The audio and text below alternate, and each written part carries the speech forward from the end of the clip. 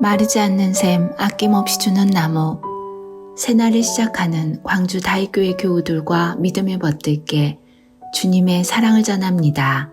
오늘은 2025년 8월 16일 토요일입니다.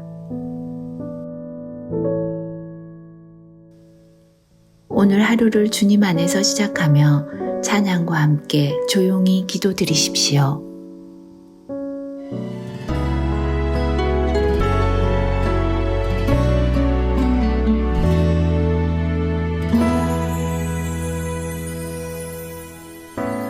안개가 날 가리워 내 믿음 흔들리려 할 때 나 주님께 나아가네. 주님은 산 같아서 여전히 그 자리에 계셔. 눈을 들면 보이리라 날 위한 그 사랑. 주는 나의 꿈이시며 주의 계획 영원하시네. 주의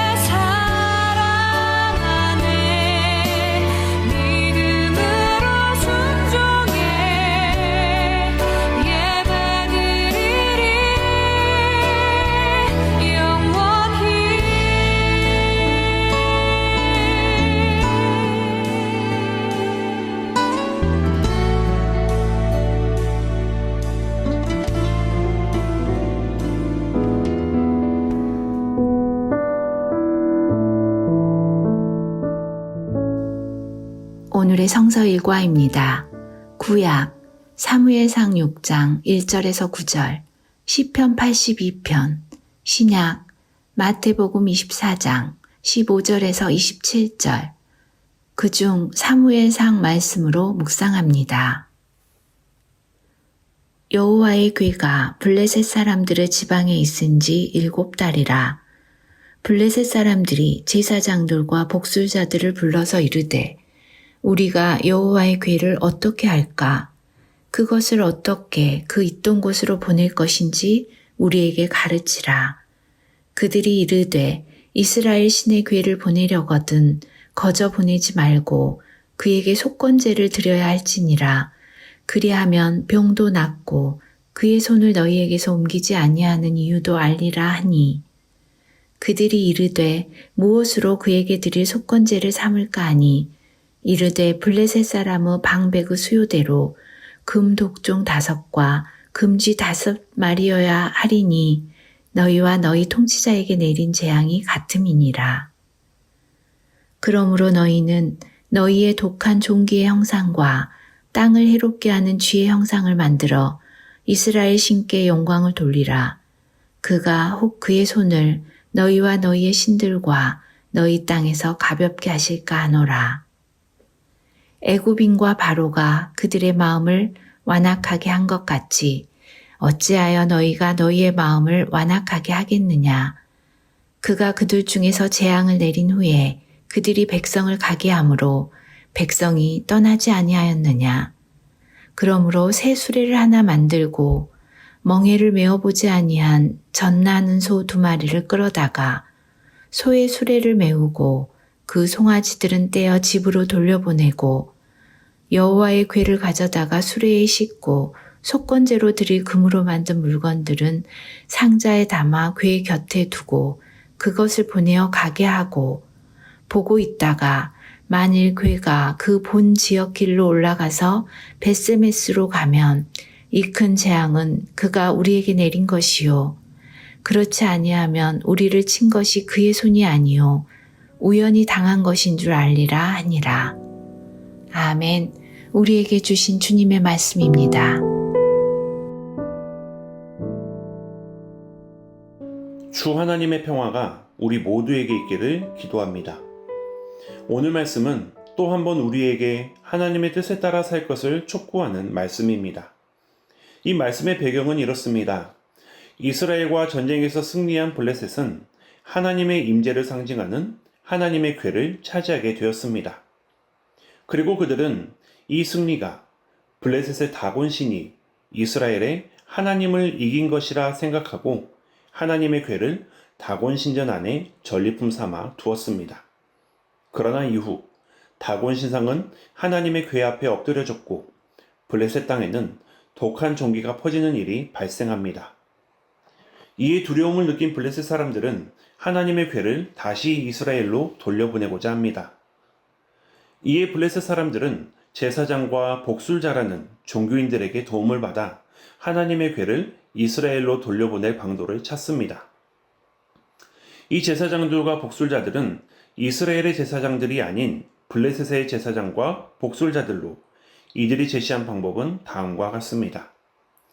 하나님께 대한 속건제, 곧 보상으로 금 독종 5개와 금 쥐 5마리를 준비하는 것입니다. 그리고 젖먹이 송아지가 있는 암소 2마리와 한 번도 쓴 적이 없는 수레를 새로 만들어 그 수레에 하나님의 궤와 속건제의 제물을 담아 이스라엘로 돌려보내라는 것입니다. 사실 복술자들이 제시한 이 방법은 대단히 주술적이고 미신적인 방법이었습니다. 그러나 한편으로는 그들이 준비한 제물을 하나님께 대한 속건제라 말하며 이스라엘의 신앙의 개념을 차용함으로써 하나님에 대한 두려움을 나타내기도 했습니다. 더 나아가 우리는 이 방법을 제시한 복술자들의 마지막 말에 주의를 기울여야 합니다. 복술자들은 블레셋 방백들에게 이렇게 말합니다. 애굽인과 바로가 그들의 마음을 완악하게 한 것 같이 어찌하여 너희가 너희의 마음을 완악하게 하겠느냐. 이스라엘과 전쟁에 승리함으로 하나님 앞에서조차 의기양양했던 블레셋 사람들에게 하나님의 권능으로 말미암은 저주에 대한 두려움과 그러나 한편으론 여전히 하나님께 대항하여 지고 싶지 않은 마음을 가진 블레셋 방백들을 향해 복술자들은 하나님 앞에서 완악한 마음을 품지 말라고 말합니다. 이는 곧 하나님의 뜻, 하나님의 권능과 나의 뜻, 세속의 가치가 대립하고 갈등하는 상황 가운데서도 때로는 나의 뜻과 세속의 가치가 승승장구해 보이는 상황 가운데서도 지존자이신 하나님, 심판자이신 하나님을 기억하라는 말입니다. 그리고 나의 뜻, 세속의 가치가 아니라 결국 하나님의 뜻과 권능이 승리할 것임을 알고 결국 하나님의 뜻을 따를 것을 촉구하는 말입니다. 블레셋 사람들은 복술자들과 제사장들의 말에 따라 속건제물을 준비하여 젖먹이 송아지가 있는 암소들에게 새 수레를 메워 길을 떠나보냅니다. 그리고 그 소들은 울지언정 이스라엘로 가는 바른 길을 따라 이스라엘에 이릅니다. 곧 하나님의 궤가 본래의 자리 이스라엘로 돌아오게 된 것입니다. 암소들과 새 수레에 실린 하나님의 궤가 이스라엘에 이르렀다는 것은 하나님의 뜻은 결국 굳게 선다는 것을 의미합니다. 이는 암소들과 새 수레로 하나님을 시험해 보려 했던 블레셋의 의심, 완악한 마음을 해소한 사건이며 또한 자기의 뜻을 앞세우는 완악한 마음 때문에 하나님의 궤를 빼앗겼던 이스라엘에게도 하나님의 뜻이 굳게 선다는 것을 보여준 사건입니다. 오늘 하루 하나님 앞에서 나의 완악함을 버리고 불변하고 굳게 서는 하나님의 뜻을 따르는 하루가 되기를 바랍니다. 하나님께서는 우리 모두를 사랑하십니다. 사람의 지혜가 미천한 줄 알면서도 결국 사람을 구원하기 위해 자신을 낮추시는 하나님. 우리의 완악함에도 불구하고 결국 당신의 뜻을 굳게 세우시는 하나님. 나의 어리석음과 고집으로 하나님께 대항하는 우리가 아니라 하나님의 뜻에 유순한 마음으로, 기쁜 마음으로 순종할 수 있는 우리가 되게 도와주십시오. 예수님의 이름으로 기도합니다. 아멘.